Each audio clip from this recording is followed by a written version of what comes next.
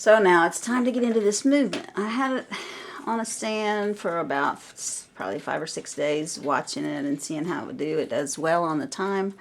The strike does not always go off. Most of the time it goes off. Once a day, maybe twice a day. It won't, and then it'll run fine for 12, 15 hours, and then it'll kind of hang up again. It will lift, it will drop, and then the wheels don't turn. So I don't know if it's just dirty or I'm going to end up needing a pivot in there.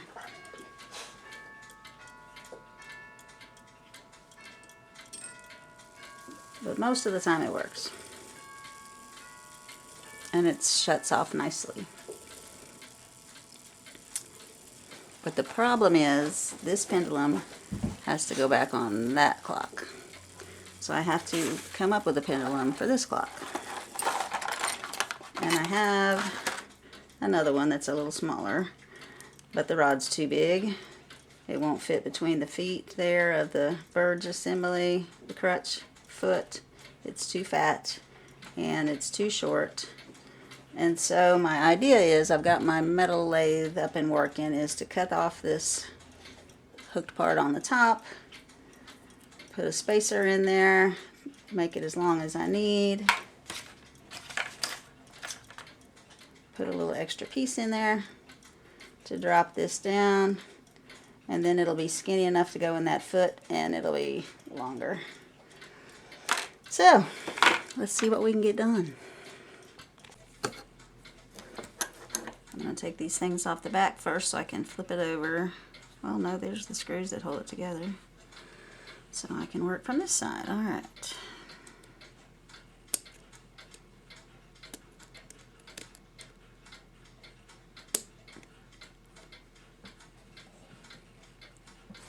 Wow, that pin's really in there.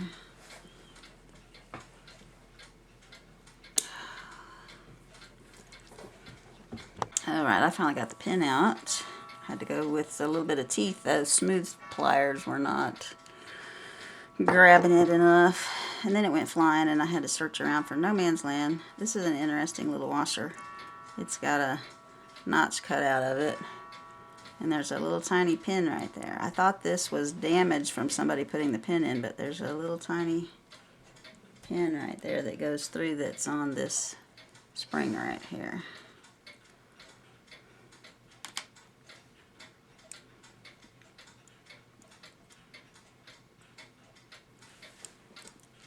And that's not going to come off. It should come off. The arbor should stay on and this should slide off of here.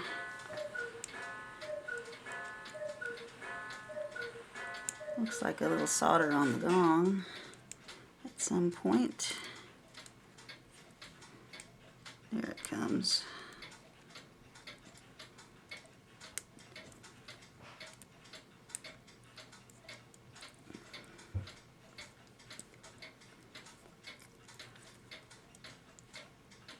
Wow. You wouldn't think the pin and the gong would be the probably hardest part of working on this clock. I'm trying to be very careful because I'm just hesitant to take this apart for some reason, so that tells me when I listen to my inner voice that something's gonna break. So I'm trying to be really careful and gentle. Yep, that's got a little silver solder that's run all the way around it, down to there, from there to there, more than halfway around with silver solder to hold the gong in place.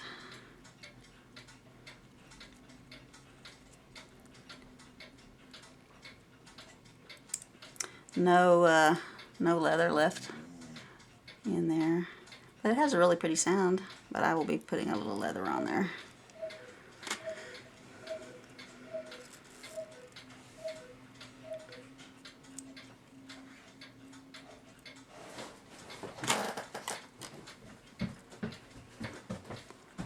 Alright, so I've got my little clamps on here.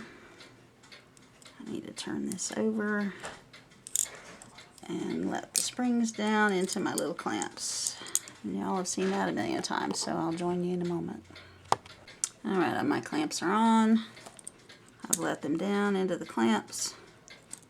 I'll take these pieces off the front. 2 washers. Apparently it didn't have enough pressure with one.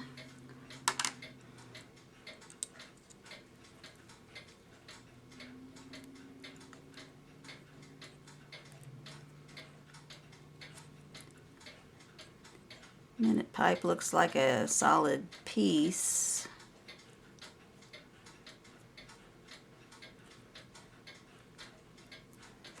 The last clock I worked on, it looked like it had a split in it because it was a flat piece wrapped.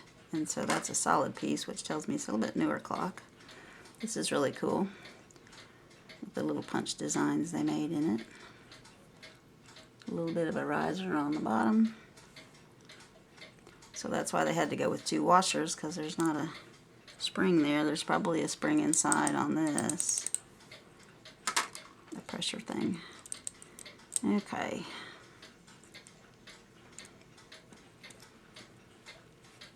So now I can take this off.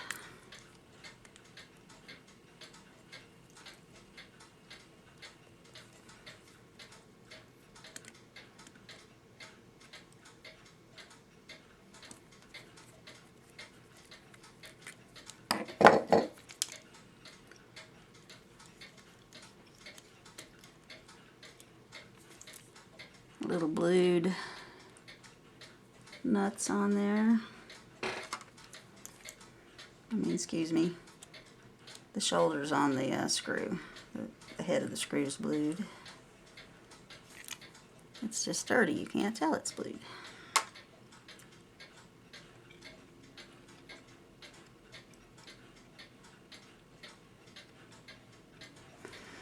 So this is your pendulum speed adjustment. You can't really adjust at the bottom of a pendulum in that clock because the clock goes in the top and then the pendulum goes down into that solid glass piece. There's no doors that open.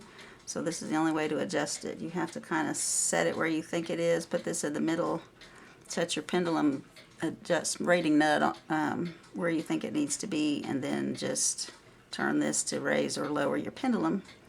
So the length is pretty important on the one that I have to make.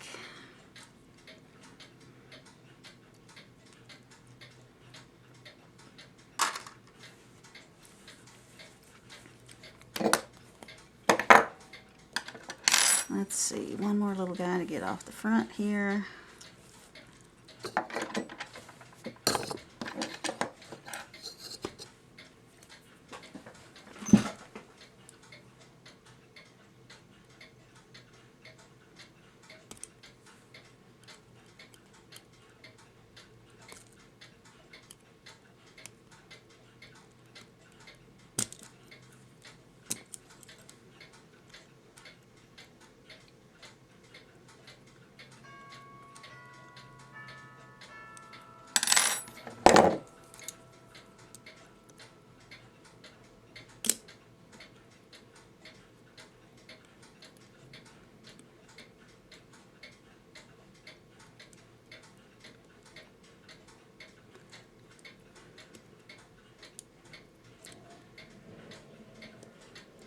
Pretty sure this wire is going to break because it wanted to turn down, so it's pretty thin in there.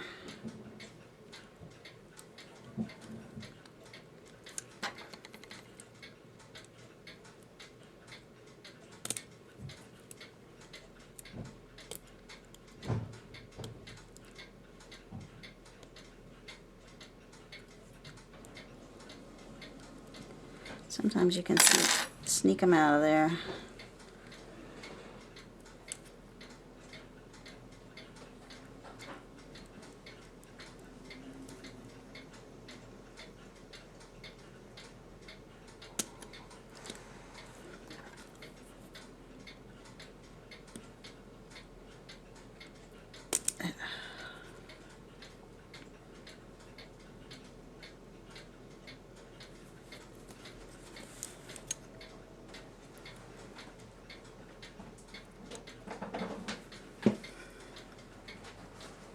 There's a big hump in it, so it's not going to fit through there very easily.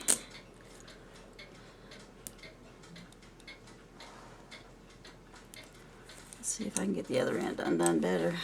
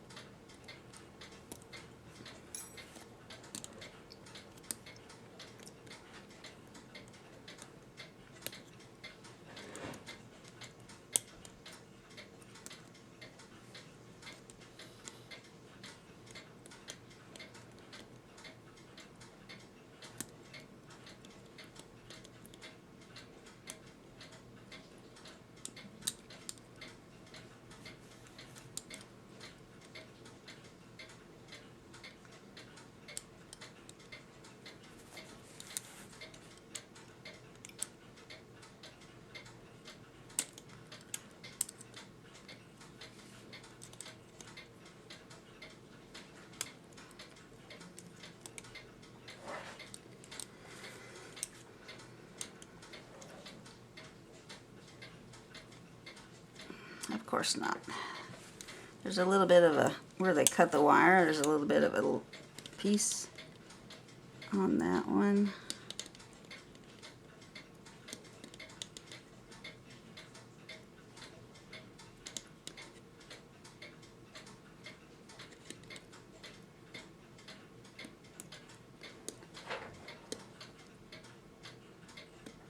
Trying to get that little hump bent out of it so I can pull it through the other way.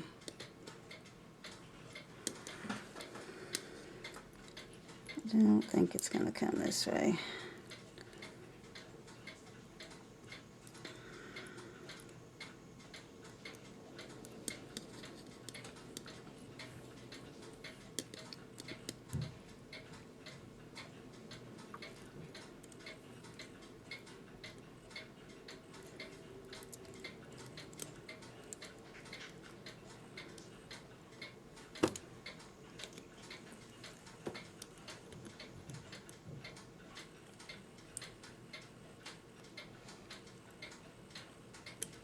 I don't think it's going to come either way.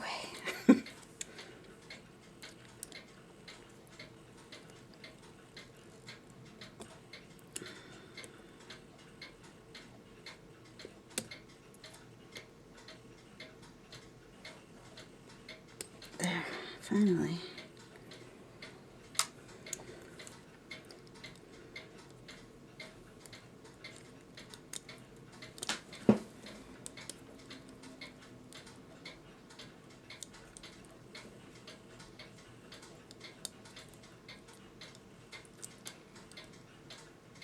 Maybe this was why I didn't feel like working on this clock, because every part of it is going to be a pain in the butt. This, when I had this on the movement holder, as this would go around, it looked like it was a little bit bent. So I'm not the first one to try to get this off of here. I'll meet you back in a second. Let me get a different tool.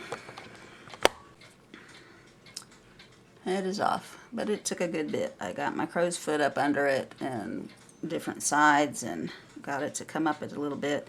It's got a square hole in the top, round hole in the bottom, and the shaft that it's on is squared at the top. And I'll probably be filing that a little bit to make it not so difficult to get off. It's kind of rough right there, and that was hanging up. My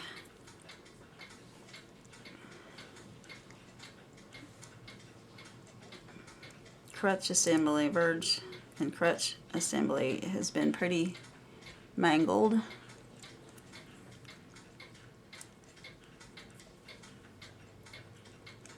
I've tried to straighten it as much as I can. It had a couple of bumps in it, so when I get this off, I'll be straightening this too.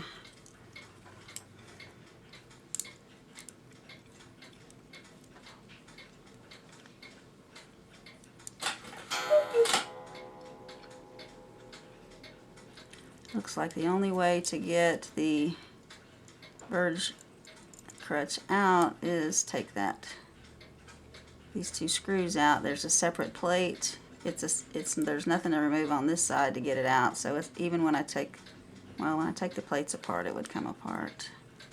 but I can take this off and protect this while I'm working.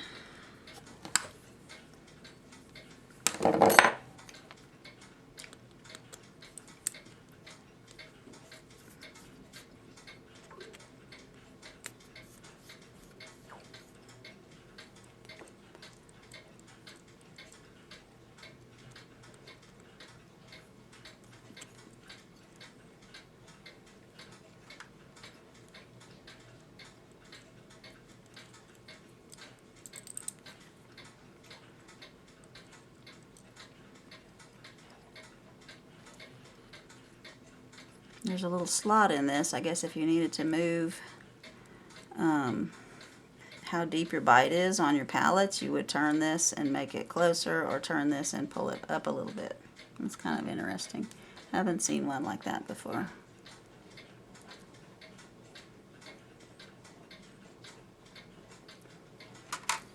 Let's see if I can find the other screw.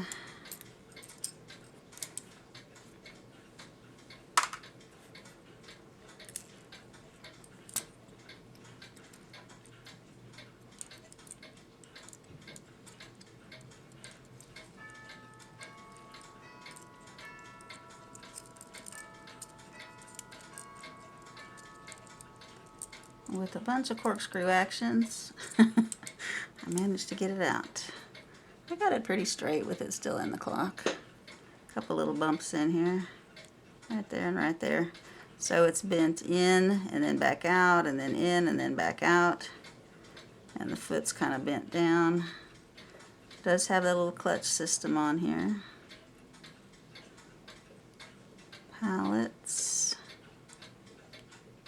A little bit of wear in there, but not bad at all.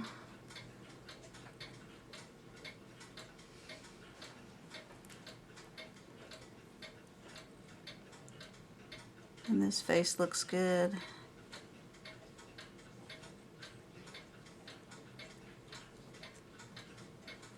And the pivot feels good. So that's good news.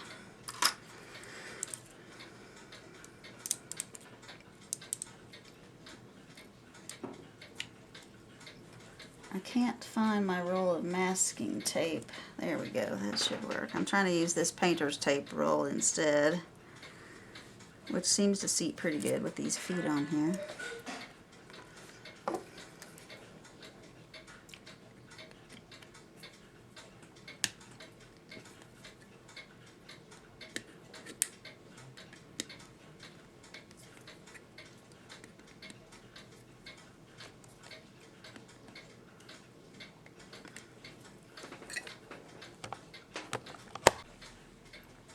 Screws are out.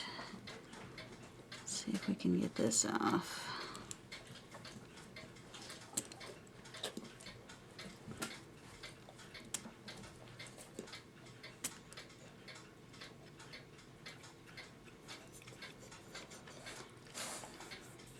I'm hoping this is going to clean up a little bit better.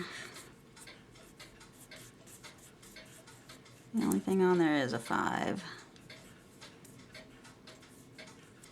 I've got a couple bushings on this side. That one I can tell because it's raised up higher than the plate. So I've got one bushing that's been done. This little hole looks pretty worn, so I'm guessing that's the problem on my strike side.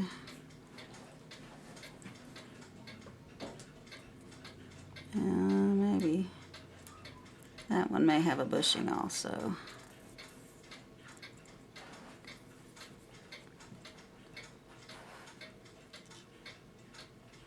I don't think so, but it's possible.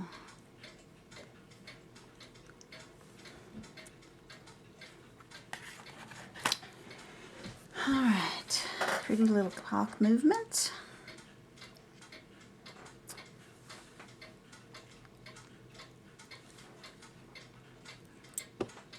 There's what makes our gong move. Let me get a picture before I start taking pieces out.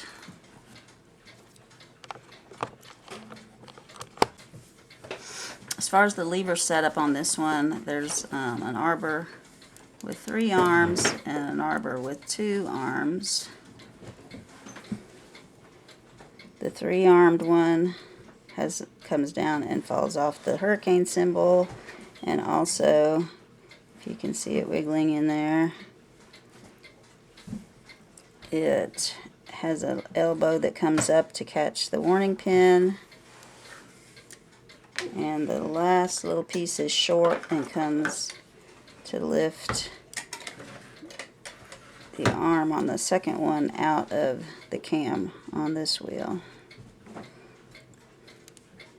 So 1 3 1 1 2 1. The 2-pronged one has the count wheel lever and the cam locking lever, the shut-off lever on it, and it's got a pretty stout spring. This one does not have a spring. It's just moved by this hurricane symbol and falls back down on its own. It has been falling away from the warning pin. It's been set up to strike, and that falls away and then nothing turns. So it's not that this needs a spring on it.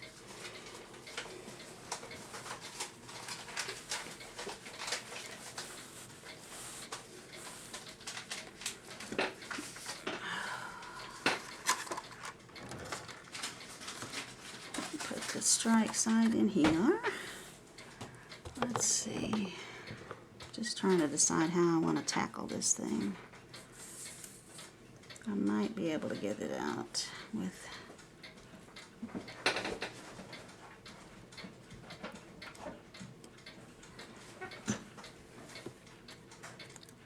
that. Might come out, yes. It's got a huge lantern pinion on the second wheel, so I wasn't sure if it would even pass it and let me take it off without messing up everything.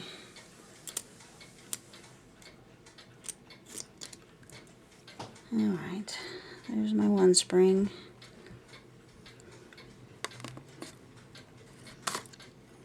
There's the second wheel.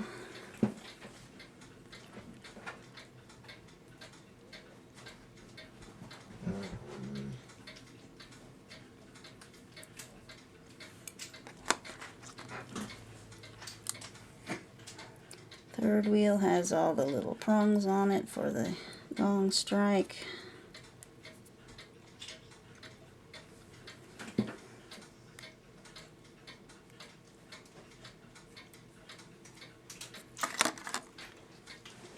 Fourth wheel has the cam to shut it all off.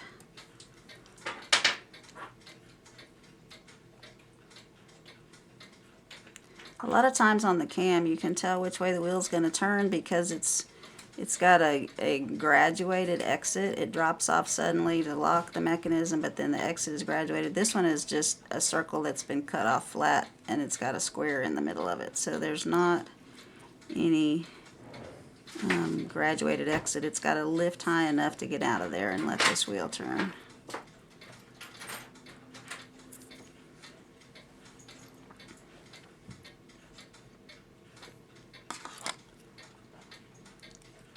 Warning wheel.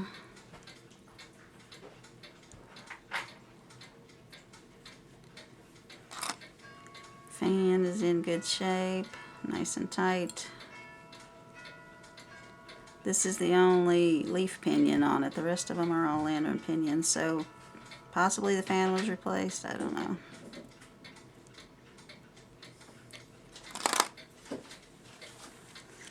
Alrighty, time side.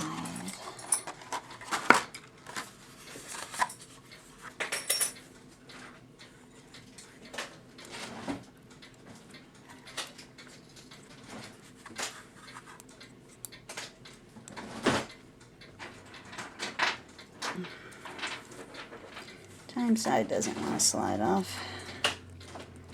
This is the newer looking spring. It's a lot shinier. You quit.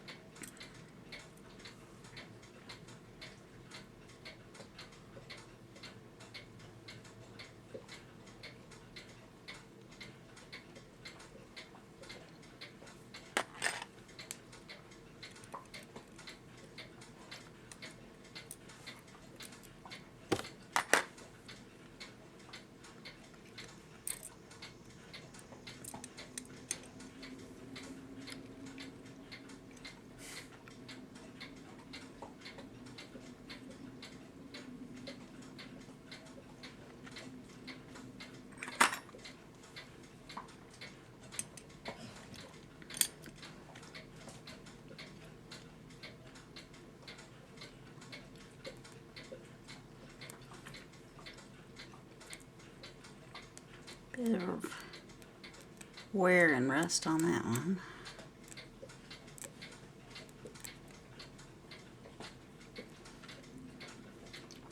But all the teeth on all the wheels look good.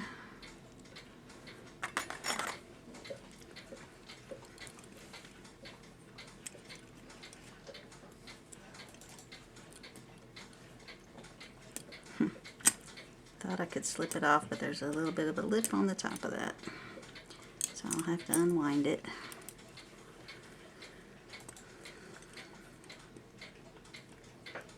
This does not want to come out.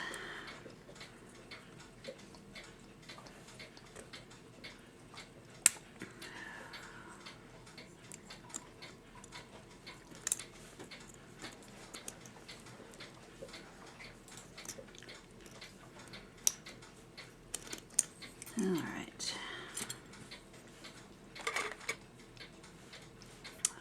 I'll slip this off and we will get these plates cleaned up. And the pieces. Alright, movement's clean, parts are clean. I've put the strike side back in to check for bushings possibly needed. So if you check this hole right here, when I put pressure on the grate wheel, it goes up and down. As soon as I put some pressure, you can see a gap under the pivot where it's moving forward. So that might be part of our problem.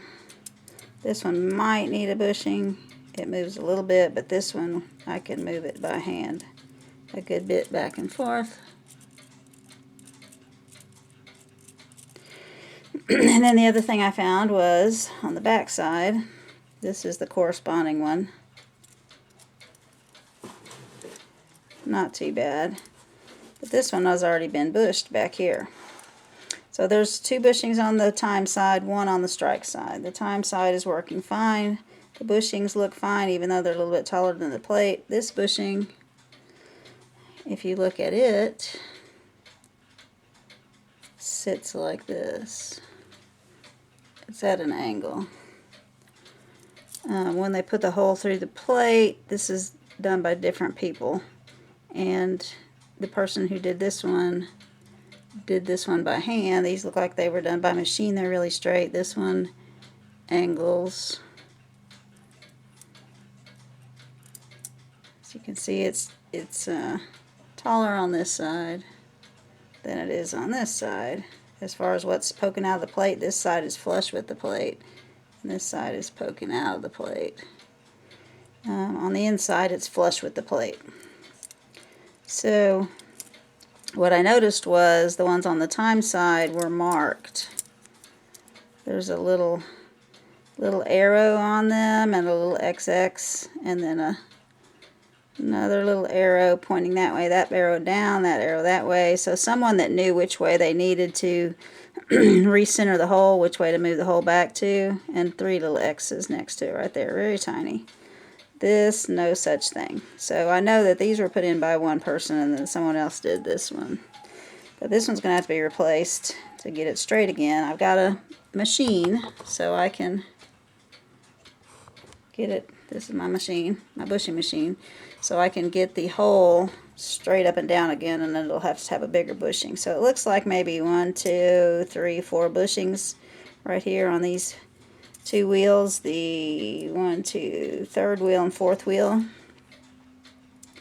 And I'm going to take these out, put the time side in, and check over there too, just to make sure. But it came out pretty decent. It does have a lot of scratches in it, so it's not going to come out perfect. Not so many on that side, but quite a few on the back side. But it is roughly 145 years old, so maybe older. Alright, so there's the start. Also, springs came out good. They were very dry. They didn't even have dried oil on them. They were dry.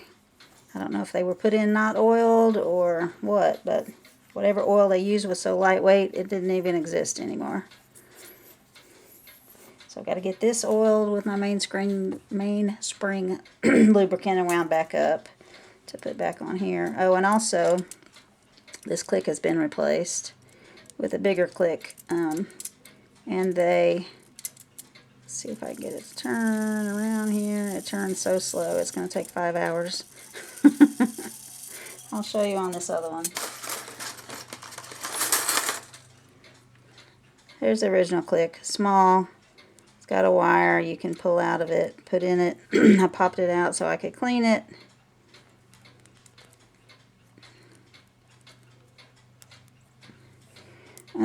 It goes in a hole closest to the arm of the spoke of the wheel that's closest to the click. It goes through and is bent so that it can't come out. And then there's a little hook piece, goes through the second hole, and it's just a hook like so. It just goes up and over just to keep it from being able to lift up, and then it comes around and it's removable. This one is a much bigger click. Doesn't seat down in the hole is good. It looks like it's getting some wear as it tries to fall down in that hole. It's getting a little notch wound in it because it's too big. And there's no way to take the power off the spring. That's what I was trying to show you, was turn this around to show you that.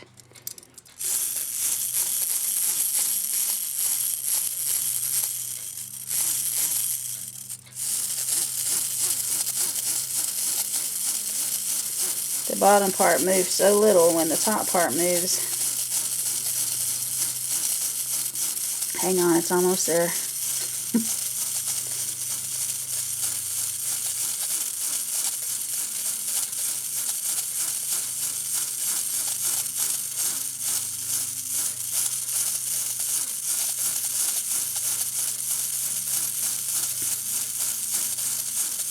Here, I think I can show you. So this is where the original wire would have gone through, the spoke closest to the click. Maybe it wasn't long enough to reach there, I don't know, but they just took the end of the wire and poked it through the hole that was supposed to have the little hook thing on it and wrapped it around that spoke. So there's no way, like this end of the wire is attached to this style of click. There's no way to take it out to totally remove the pressure from the click to work with that.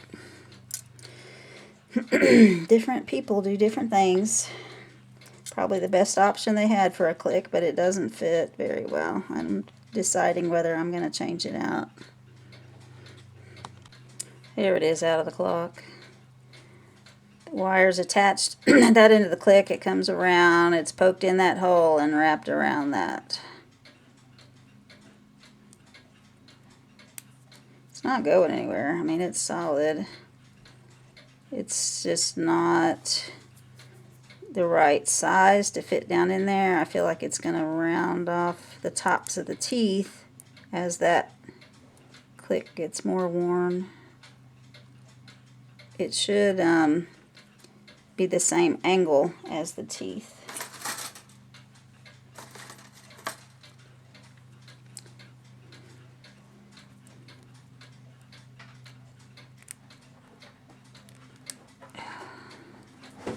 When this goes down in there, I'm having a lot of trouble turning things today.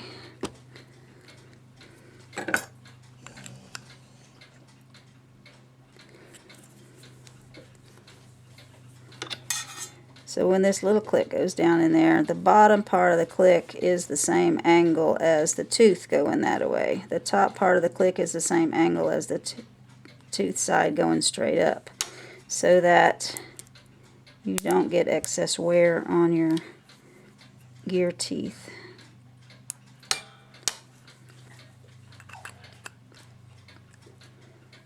So when it hits, it's parallel, it's flush. When you have pressure against it, that side is parallel to that tooth. And with this one,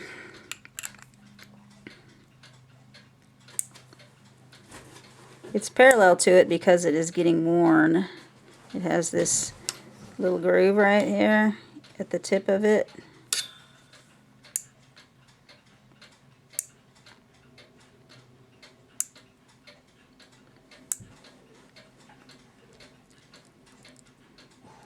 But it's not parallel on the side going up at all. It's just not the right size click to go in there.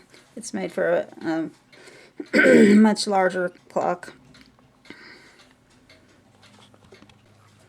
So I put just the first wheel that needs to be rebushed, the first pivot hole here.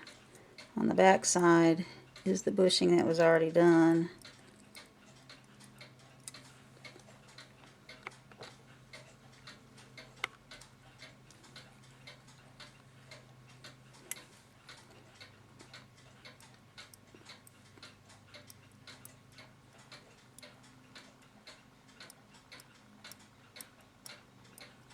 So some play up and down.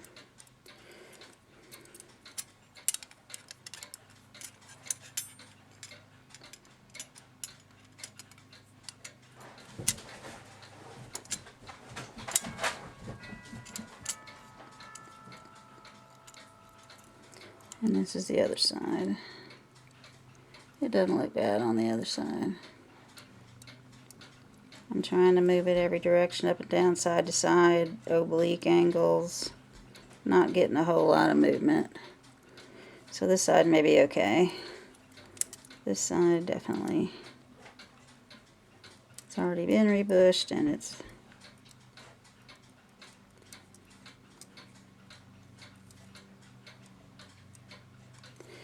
and I'll show you that bushing.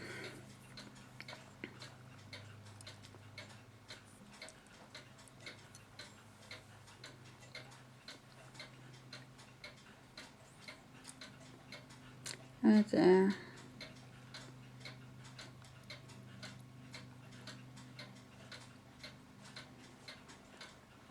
Sits at an angle.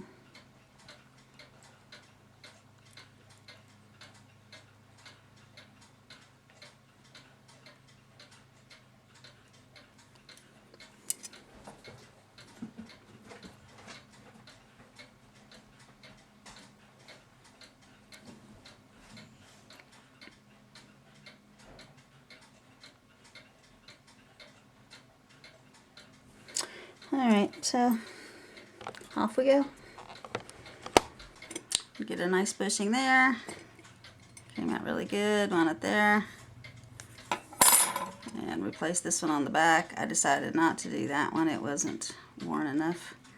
This one was challenging with it being on this little prong. I think it's bent down a little bit, and when I put it in my bushing machine and reamed out with the number 2 reamer, I measured what size I needed, and it was going to take a number 2 reamer for the bushing, and so I used the number 2 reamer, and it popped out the bushing that was already in that, and I set my new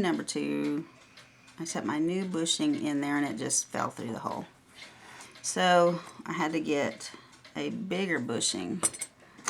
So I went to this sheet. It took a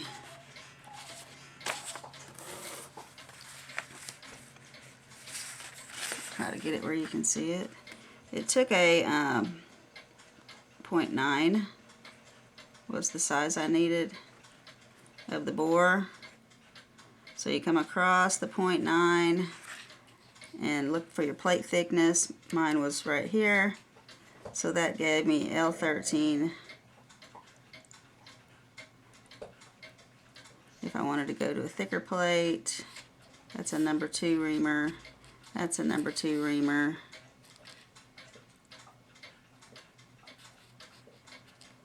And this is a number 2 reamer. So they were all number 2 reamers. No matter which one I picked, it was going to fall through the hole. And what I found that was really interesting was when I tried going to the thicker plate one, the L98, it wouldn't fit in the hole. It's marked wrong. it actually takes the number 3 reamer, so I got lucky there. There was one that was the right diameter, 0.9 bore, and took the bigger reamer, so that's what I put in. So it is longer than the plate. It sticks out on this side, but it's not going to interfere with anything working, and you're not going to see it because it's going to be attached to the clock like that, and it's flush on the inside, and it's now perpendicular like it's supposed to be. So it spins nicely. Hopefully I'm not going to have any more strike hanging up issues. But it's not just this little printed sheet, and this little printed sheet is out of the Time Savers catalog. You can print it offline. A lot of the clock part manufacturers have this same table because I guess it comes from KWM. But what's interesting is it was even on my little brass plate here that the L98 took a number 2 reamer, and you can measure it. It doesn't because the reamer sizes are right here. Your reamer size for the number 2 is 1.78, and the diameter of the pivot of the little bushing is 1.8, and you can measure it, and it's not. It's 2.68. So if you happen to have a L98, measure it. It's 2.68. They got it wrong. And all the KWM material says it the same thing, that it takes the number 2. So don't always go by your sheet. Measure things. You've got calipers, trial and error. You can figure it out. The last resort that I would have had to do would be to go to a bigger bushing where I could use a number 3 or number 4 reamer, put it in, seat it good, and then seat my proper size bushing inside of it, and that would have been kind of hit or miss whether I got it good and tight and it worked right. So I'm glad that I found something that worked. So anyway, now we're on to the time side. I did already, after I did all the bushings, I did put my second and third wheel back in, hold it with a metal thing, and wind up my spring after I oiled it. Oiled it nicely. Got a little bit of excess squeezed out once I got it wound up, so I know I got it just right.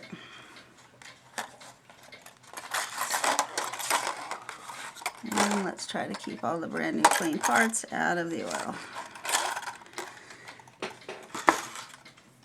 Alright, so I'm going to do the same thing on the time side. I'm going to put the time side pieces in. Check for any extra pivot wear. I don't expect there's going to be any because the bushings that were done on this side look very nice. And it was also running for 6 days without any issues at all. And then I will put this back in with the second and third wheel. Hold it with my little metal stake. I'll show you when I get to that point. It's not hard. Alright, I have oiled my spring. I have, before you oil it, you might want to put this arbor back in the spring and, sorry, you're off camera. I'm off camera. Before you put the arbor back in, you might want to dry fit this in the middle there, because sometimes when you put it in and you try to turn it, it just spins, and you have to go in and tighten up a ring inside so that it holds on the little pin that makes the clicker be active. But anyway, after you've checked that your arbor is going to stay back in your spring and you've oiled it, you put these first 2 wheels besides the great wheel in, and then you put this arbor in and finagle it and get your screws in, get them snug, so now you've got great wheel and second wheel, third wheel in place on this side. I haven't measured it, but it's maybe a difference in the springs or maybe a little bit of difference in the gap, but this side, the strike side, was definitely easier to get the spring in there with the gears. You have to put the long arbor through and make sure you're not caught on any posts, and get the top arbor up, and it puts pressure on these other 2 wheels, and then they don't want to line up, so it takes a little bit of finagling. to get it in there. But anyway, I don't have a spring winder, and I don't plan on buying a spring winder. It's one more piece of equipment I don't need sitting around to use 2 or 3 times a year.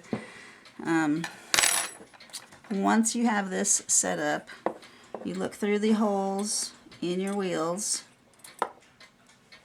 You can use any kind of heavy metal. You could use a small screwdriver. You could use anything. You could use a piece of heavy pivot wire. It's just going to hold your wheels and keep them from turning.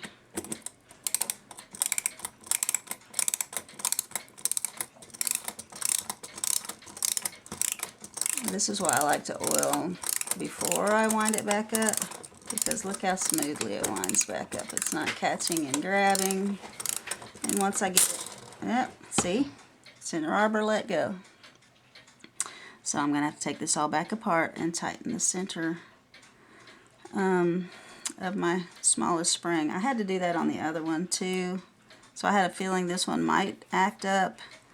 Whoever took them out last time, when you turn them backwards to get them out, it stretches the inside spring, and they didn't make it smaller. They made the ring next to it smaller to put pressure, and so that doesn't hold very good. The innermost loop needs to be curled tighter, and then the ring next to it probably needs to be curled tighter also to hold it.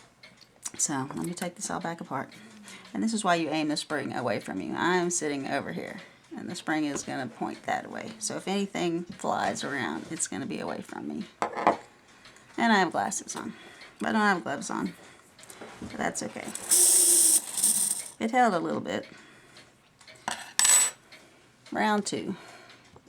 I can show you that again. If your spring seems to be holding, and as it gets tight, it releases.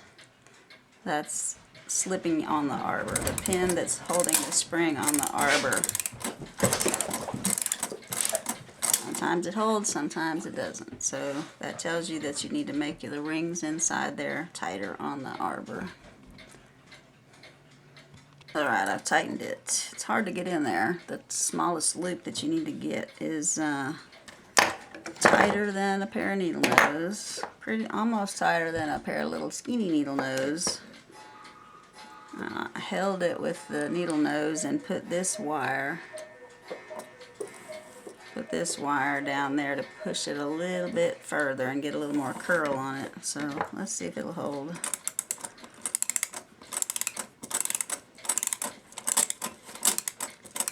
It's trying to slip.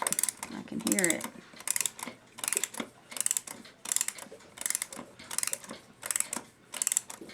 Maybe it was just seating in there all the way. I got it pretty snug. It should be a little difficult to put the arbor through if you've got it tight enough. If it slips in there easily, it's going to be too loose. And it's still too loose. It may just be the end of the spring is just worn out. Let me try again. Well, this was quite a battle. Multiple attempts at trying to get the inside 2 rings curled down tighter. The little lip on the arbor, the pin that sticks out, it's kind of smoothed over and it's got a little lip. The lip was kind of smoothed off, so I used my staking set. I used this one that's rounded on one side, flat on the other, and kind of pinged the lip back up so it would hold better, and finally got good purchase and could get it wound up and contained. So finally I'm ready to put the time side back together, but that took a couple hours, maybe 3 hours. Long time. Took a long time. I was about ready to have to order a new spring, but finally got it to hold. As you're putting it back in, putting your levers back in, do not forget to check your levers where they hit. That's why it's good to watch the clock for a while on your test stand if you have one before you take it apart, so that you know that this short lever lifts this lever, and so you're gonna check for rub spots on between those 2 surfaces. And the same with where the warning pin hits that lever that goes across, and the tip of the one that falls off of the hurricane symbol. Like, check all your levers, make sure you don't have worn flat spots.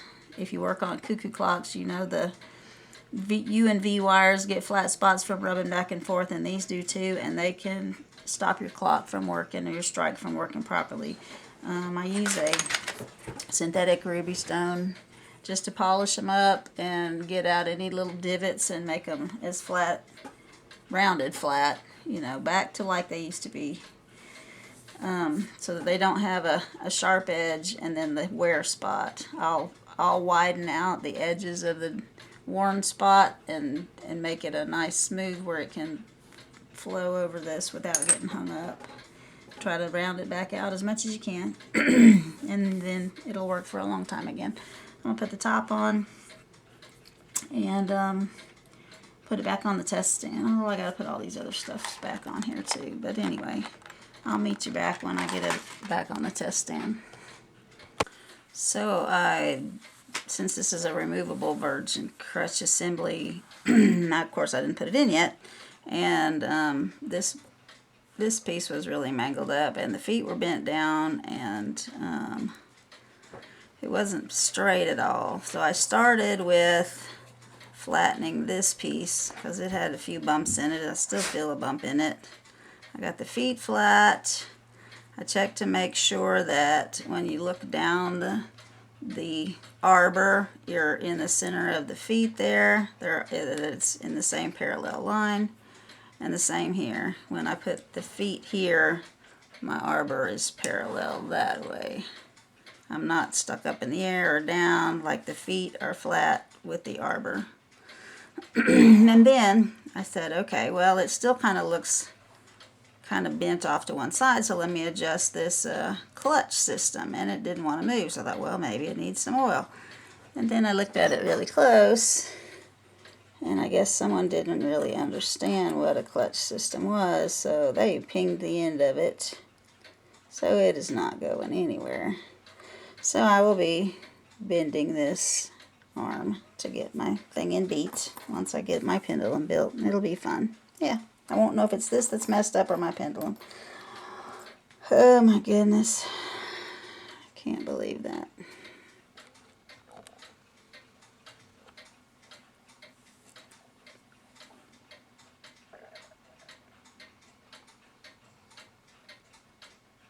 No way to unping that sucker. It is tight. It is not budging. Okay, so that's what we have to deal with. But anyway, I've got it straight at least. So we'll go from there. Everything's back on it and working so far. I'm still having to adjust the little foot of this lift lever that comes through here to make sure I get the hour and the half-hour strike. It's not quite right, and you can't just turn it, the wheel, because it's got a round shaft and then it's squared at the end, and there's a square hole at the end of the count wheel, so you slide it on and then it squares up on that thing. So the only thing I can do is adjust the foot to get it where I need it, and I'm going to leave it running for a bit. I'll make another video when I start making the actual pendulum for this clock. I still got to do that, and then we will get it back in the case. Thanks for watching. Leave me some comments. Let me know if you have a clock like this, because I'm interested what you might know about it. It's kind of unique. I'll show you the case one more time. It's sitting over here waiting for its parts to get back in it.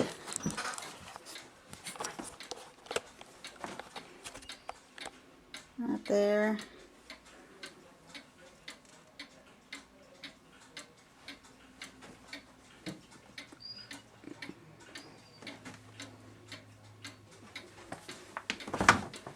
I like having the glass ones on this little table because the light comes through the window and makes them sparkle good. So, yeah, one more obstacle to overcome, getting the right pendulum. Thanks for watching.